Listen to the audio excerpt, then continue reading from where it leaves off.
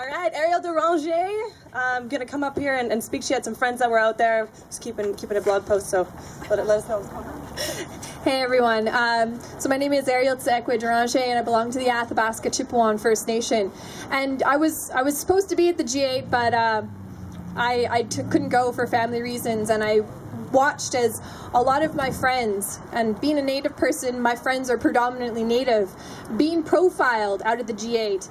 And you know, one of the things that a lot of people are saying, and a lot of Native brothers and sisters are saying, is that you are all feeling the oppression that our people have felt for the last 500 years. Yeah. Woo! And just days before the big crackdown by the police and the brutality we saw by the police, we saw 3,000 strong march in the streets of Toronto, standing up for Indigenous sovereignty and solidarity in Toronto, one of the largest Indigenous solidarity rallies we've seen in Canada. This police brutality and this police state that we saw is no different than what our people have been feeling for the last 500 years across Turtle Island. And I'm so inspired to see so many people stand up and stand together, no matter what color you are, no matter what sex you are, no matter where you come from, no matter what class. And this is the first time we have seen such a mass mobilization of people in a long, long time in this country. I just want to say thank you for all of my brothers and sisters in Toronto, all of my Native brothers and sisters that were thrown into jail long before the police crackdown, just because the color of their skin or because their hair was long in a braid. And that is true. That is what happened. I had a friend who routinely got attacked by police just because he was brown, just because he was Native. Police made remarks that they were saying the Natives were coming to the streets and it was time for them to crack down. And we have to stop this brutality, and we all have to stand together. We have to ensure that we all stand united, because the G20 leaders are preparing policies that are going to oppress us all, and they're going to only serve the corporate powers that are continuing to oppress all of our rights and erode all of our civic and civil rights in this country. Right. So shame on Canada! Shame on you! And you guys rock! Woo! Shame on the police!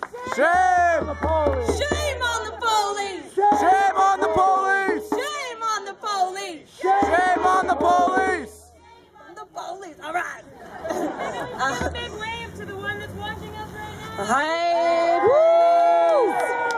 Didn't your mama teach you nothing? Hopefully you're listening up there, mister, because we are here to let you know that it wasn't okay what was going on down there, and you need to feel that in your heart, I hope. Russell Charlton coming up, or Keely Kidner. I don't know. We got a bit of a speakers list. Oh, sorry. Okay, we got all right, a gentleman with the dog back there who wants to maybe come up and say a few words. Maybe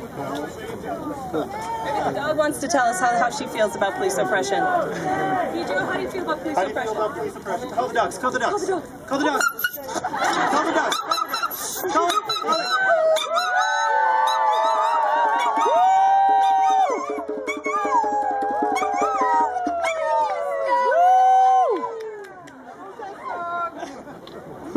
See, even dogs want some justice.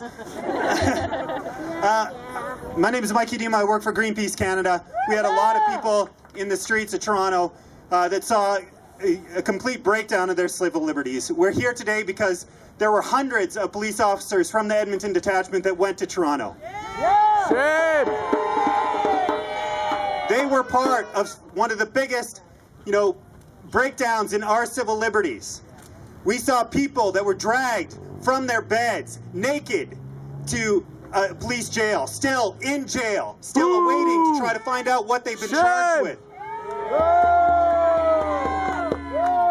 Justice! We have people that were beaten, people that were sexually assaulted, women that were strip searched. We have 16-year-old children that were held over 20 hours in prison without even a single phone call to their parents. We have gay, lesbian, and transgender people that were separated and put in police cages. None of this is acceptable. No matter what tactic people engaged in Toronto, none of this is acceptable.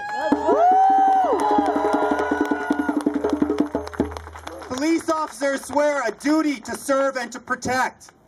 And they swear that duty not just to serve and protect the G20 leaders, not just to protect the rich, but to protect all of us.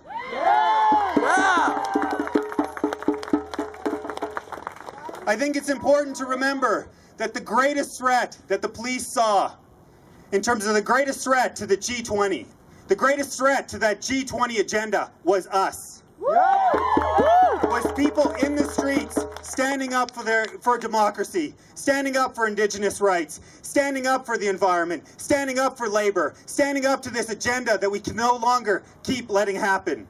And the police tried to take that away, but we are here today to say no, that we are continuing to organize, that we are continuing the fight, and there are not only rallies here, but right across the country. There are rallies today in Toronto, in Ottawa, in Halifax, in Vancouver. The cities go on and on. People standing up and saying, we demand justice. We demand a full public inquiry into what happened. And we demand that those that violated, that abused people in the streets of Toronto, we demand that they're held accountable because we demand justice. So what do we want? Justice! What do we want? Justice! When do we want it? Now! When do we want it? Now! What do we want?